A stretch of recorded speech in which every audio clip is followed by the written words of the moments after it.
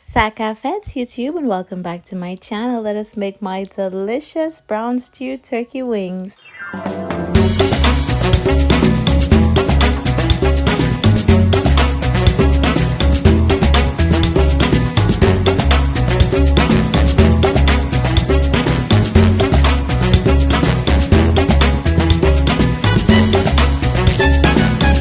Hello my darlings, it's so nice to have you back here for yet another amazing recipe. It's Sunday and I'm cooking Sunday dinner. Today we have turkey wings on the menu, so I thought why not just refresh the recipe. I've got 1 kilogram of turkey wings that's cleaned with lemon juice and vinegar, and I went in with a little bit of oil, salt, paprika, all-purpose seasoning, celery powder. I put in some black pepper as well, and then I'm also gonna add in some curry powder. Over here I've got a fresh blend of bell peppers, onions, spring onions and garlic, and I'm just going to go ahead and add a generous amount of that. I love to blend up some fresh seasoning when I'm cooking on Sundays, and I tend to use it in everything from my meat to my peas. I also had a banana salad, so I was going to save some to saute my saltfish in. And yes, go ahead and mix that in well, combine it. I don't want to put my hands in, so I'm using a spoon. I really need to get some gloves this week. And yes, darlings, once it's all mixed in, you want to set it to one side to marinate, because you're going to go ahead and stew this in the next 10 to 15 minutes.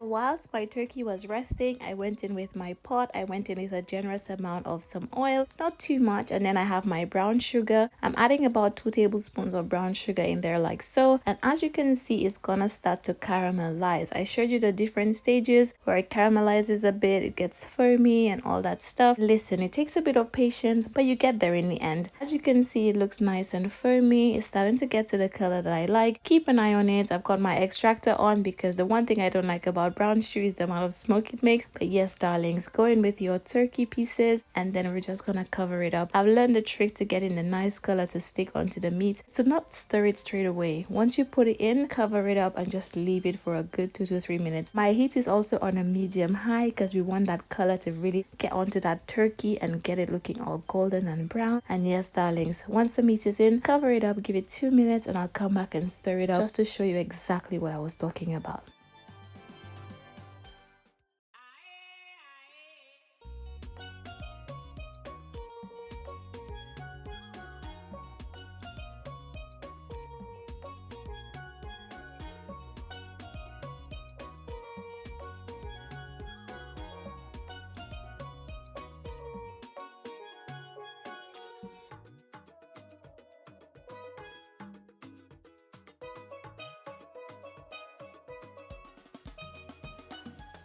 After stirring it up the first time, I covered it up for a second time, and now we're going to go ahead and stir it again. Look at all the juices that was released from the turkey. We want it to stew up until that first set of liquid dries up, and then we're going to actually put water in for the first time. Look at that beautiful piece of turkey. The color on there is insane. Go ahead and cover it up until it dries up, and then we're going to add in our ketchup, thyme, liquid, and everything. Guys, this is coming along so beautifully, and my heat is still on high so that this liquid can dry up.